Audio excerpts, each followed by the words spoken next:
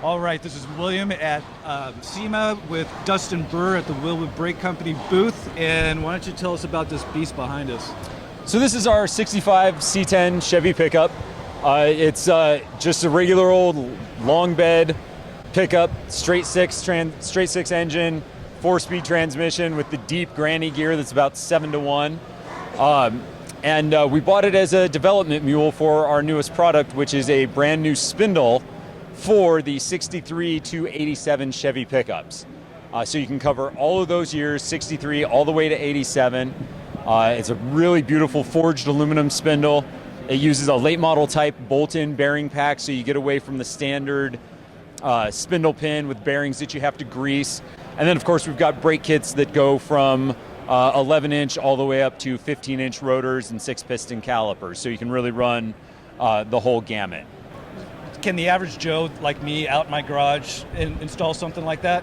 Absolutely, it's a total bolt-in product. On the earlier model trucks, you retrofit the 73 and later ball joints. It's just a bigger, beefier ball joint, okay. But it's got the same bolt pattern, so it bolts right in, and then the spindles and brakes go right on top of that. So it's really a straight bolt-in. It's a 2.5-inch drop spindle for the truck, which makes gets the nose down real nice. And like I say, it's all designed to be straight bolt-in with regular hand tools. So why this truck? This truck really, because we wanted something that was cheap and local to us, and this fit the bill for both of those things. And we needed something that we could just kind of beat on without really worrying about it all. So we bought this one. We just found it off a Craigslist ad, and immediately started putting the most expensive spindles in the world on it, because the prototypes are all cut out of billet, in a program that took about 8.5 hours to cut. And you drove this here? We drove it here. We looked at it with its questionable wiring and marginal maintenance history and thought that seemed like the ideal thing to drive from Camarillo to Las Vegas. So we jumped in it and drove it out.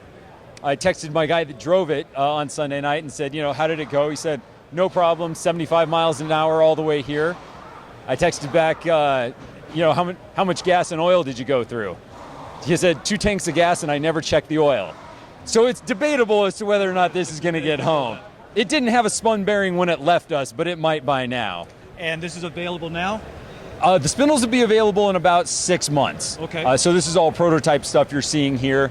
But this just, it fills a huge hole for us in our product line. We didn't have anything for the early Chevy pickups, and the factory spindle just did not lend itself to bolting a brake kit to it. There was no good place to mount a bracket, and the hub would have been difficult to make just with the way it was set up. So really just the right answer was to make our own spindle for it. WilwoodBrakes.com. All right. Thank you. All right. Thank you. Take it easy, William.